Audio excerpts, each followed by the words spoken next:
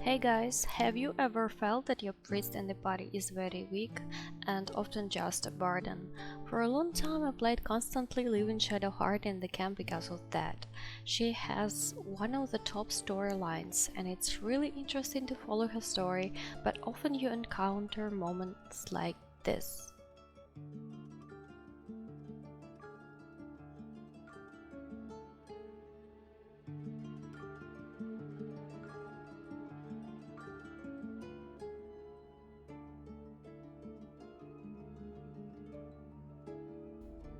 She often misses her spells, both the melee and ranged attacks. Let's figure out why this happens. The problem lies in this. Due to Shadowheart's initial attributes, she has no dexterity, which makes ranged combat ineffective, and she haven't enough strength points for her to deal significant damage in melee. Just look at this mess. The game gives us 13 strength, 30 dexterity, 14 constitution, 10 intelligence, 17 wisdom and 8 charisma. As a result, our character has +1 everywhere, but at the same time she's extremely weak in everything. In addition, game also gives us extremely poor trickery domain. So let's correct this mess. We go to Withers and pay him for class changing. The first thing we do is change our trickery domain to the life domain and immediately get an amazing passive ability, Disciple of Life. Then you cast a healing spell. The target is also regains his point equal to the spell's level +2. This is our additional passive heal, and we also immediately gain proficiency with heavy armor. We just changed our domain and already received 2 significant enhancements. We take following cantrips: Resistance, Guidance and Sacred Flame. The first 2 are needed for social aspects and Sacred Flame deals damage. At the second level we get Preserve Life Mass Healing that doesn't require a spell slot and replenishes after a short rest. The number of hit points restored by this skill increases with your level. Next are the abilities. Choose 16 Wisdom, 16 Constitution, 14 Dexterity, 10 Strength, 10 Intelligence and 8 Charisma. About Charisma, Wisdom and Constitution everything is clear, but why do we need Dexterity? The first point is related to the fact that until you find heavy armor you will be running around in medium armor, which increases your armor class from Dexterity by 2 points. The second point is our initiative, and the third is so we can more effectively shoot with bows and crossbows.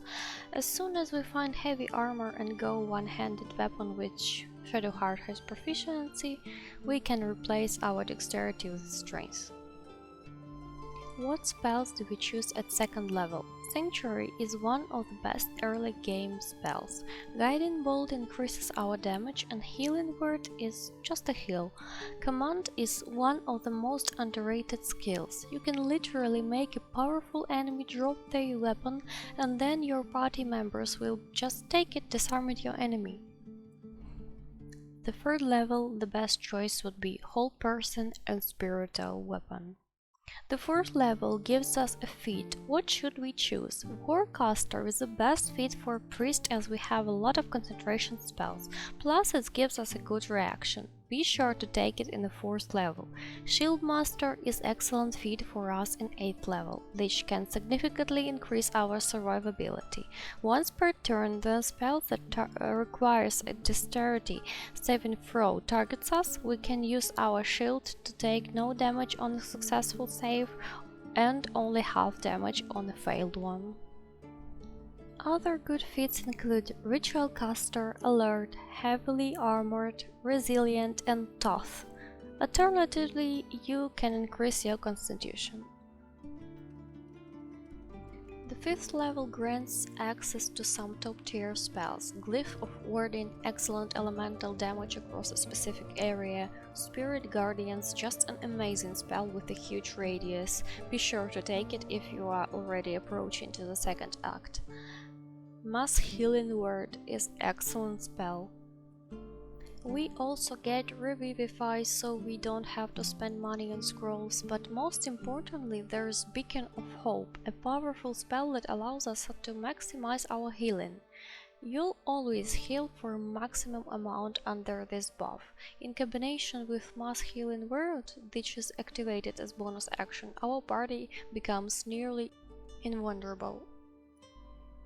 The 6th level gives us another passive ability, Blessed Healer, which allows us to heal ourselves passively.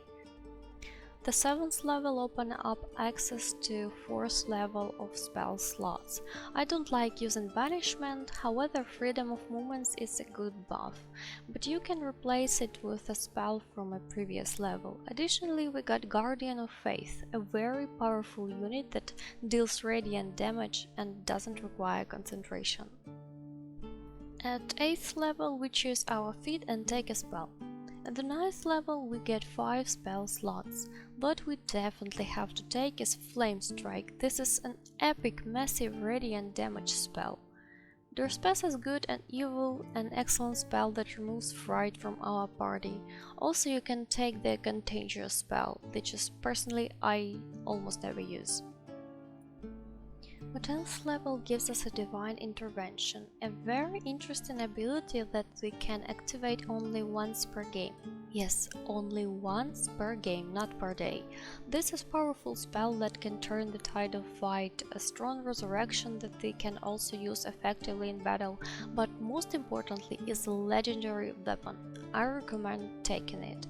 We get Devotee's Mace, which has a wonderful healing insolence aura. By using a bonus action, we activate it for 10 rounds and start passively healing everyone.